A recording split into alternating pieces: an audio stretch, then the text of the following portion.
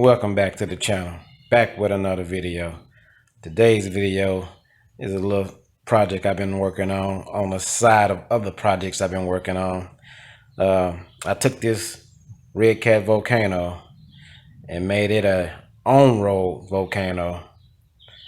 So how I do that? Well, I took some parts from a Lightning, which I ordered a few of the parts and decided to, want to lower the stance and just make it more aerodynamic and, play with it a little bit here and there.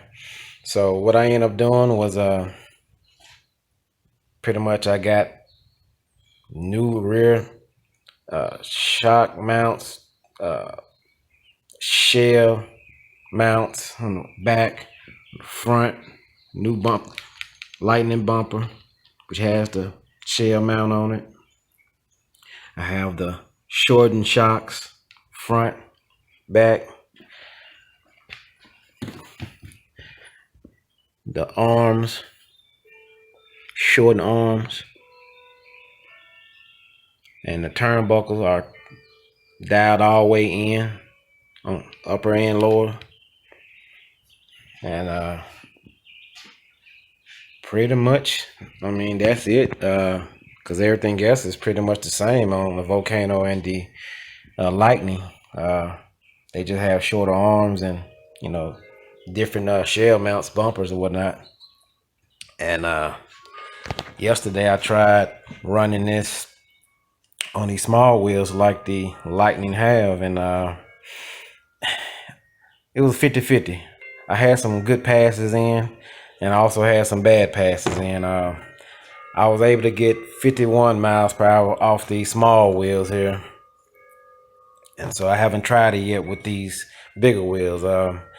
These are some Anacondas I had sitting around here, so I'm gonna try these Anacondas on here and see if I can stay in it longer.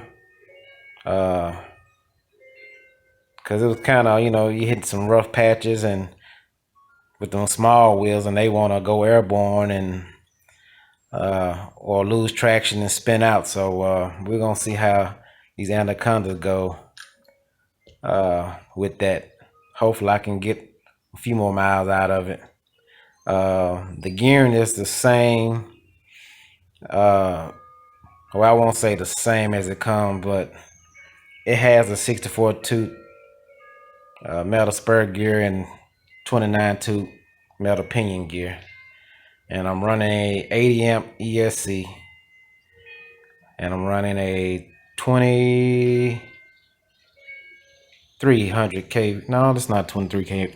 This is the 3000. I'm running a 3000 kV motor in this one, and running it on 4S. So this is a 4S setup.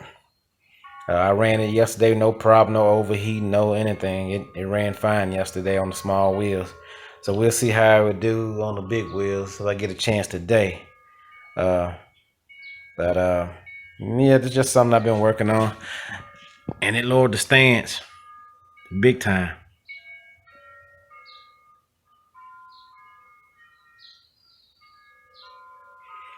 It lowered the stance big time. I changed out the steering servo.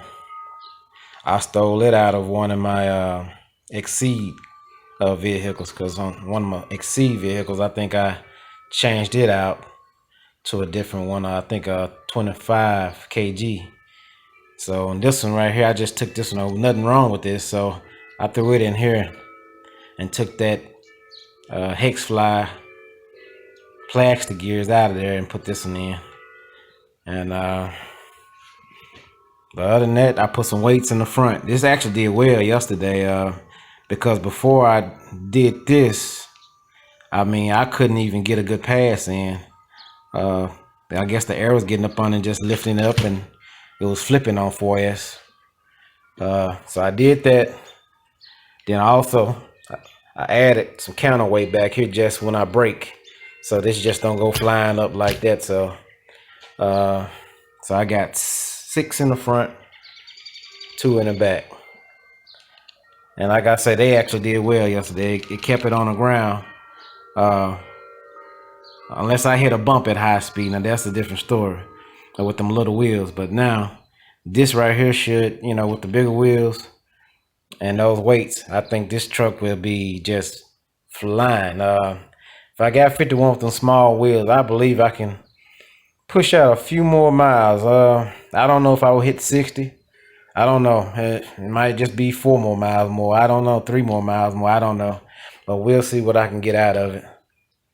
And just sitting around here playing around with it. And, you know, I actually got a few other things I need to do because I got a few RCs that are down right now. Some I'm waiting on parts. Some I haven't even opened them up to diagnose the problem yet. But this is what it's all about. You bash, you break, you repair, and you repeat. All right, guys, I'm gonna show you all some of the running video from yesterday with the small wheels. Y'all be easy and be safe.